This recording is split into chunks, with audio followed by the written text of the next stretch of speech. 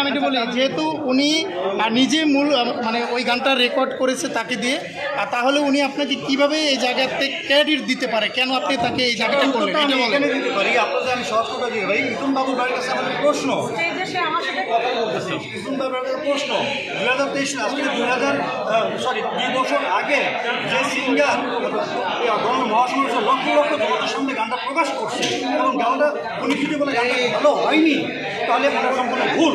এটা জনগণই বলবে গানটা ভালো হয়েছে কি খারাপ হয়েছে। এখন সবচেয়ে বড় কথা হলো এই গানটার পিছনে আমরা এতদিন আসলাম কেন এখন অন্য কাউকে দিয়ে অর্থাৎ মৌসুমীকে দিয়ে গানটা রেকর্ড করালো, তার মূল ব্যাখ্যা একটাই। তাকে যখন বলা হয়েছে বা এই গানটা করতে গেলে আমাদের এগ্রিমেন্টটা কমপ্লিট করেন, তাই আমরা রেকর্ড করতেছি, সে এগ্রিমেন্টে এগ্রি পোষণ করে নাই বিধায় সে একটা পর্যায়ে এসে আমাদেরকে না জানিয়ে সে অন্য কাউকে গান করিয়ে নিয়েছে। কিন্তু বা একজন গীতিকার এটা পারে, একটা গীতিকার এটা করতে পারে, তার গান করতে পারে। আমার প্রশ্ন সে কেন আগে গানটা গাওয়া তাকে হ্যারাসমেন্ট কেন হবে? আজকে ডিজে এবার এখান থেকে কেন মুসলিমকে দিয়ে আসতে হবে আমাকে? আচ্ছা, এইটা তো দীর্ঘদিন হয়ে গেছে যখন বিরোধী দল মানে বর্তমান যে সরকার মানে পালিয়ে গেছে তারা ক্ষমতায় ছিল, আপনারা ওই গানটি করেছেন বিরোধী দলের পক্ষে।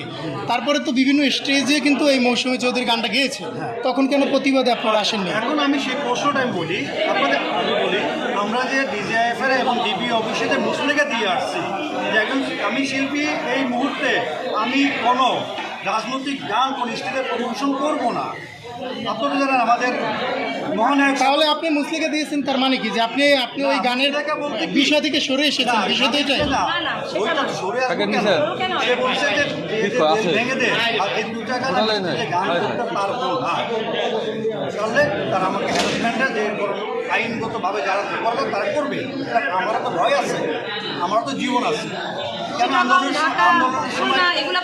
সময় কেন আমি ফিল্ডে থাকতে পারি না? আমার তো বন্দি করে রাখা হয়েছে। আচ্ছা, সর্বশেষ এই গানটার পক্ষে আপনি কি চান? মানে এই গানটা তো এখন মৌসুমী চৌধুরী, এটা এখন সকলেই জানে।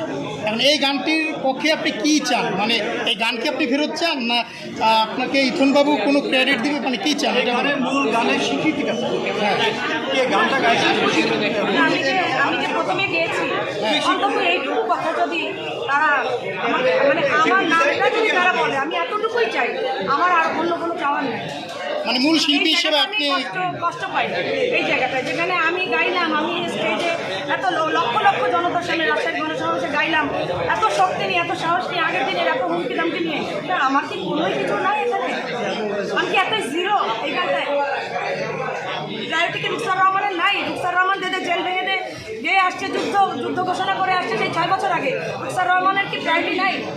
তো এই স্বীকৃতির ব্যাপারে কি তার সাথে কথা হয়েছিল আপনার ইথনবাবুর সাথে? উনি অ্যাভয়েড করে গেছেন, উনি অন্য ঢঙে কথা বলেছে, তার ব্যক্তিগতভাবে না বলি সে বিষয়গুলো এখন আমি এখানে আপনাদের সামনে বলতে চাচ্ছি না। ঠিক আছে, ধন্যবাদ।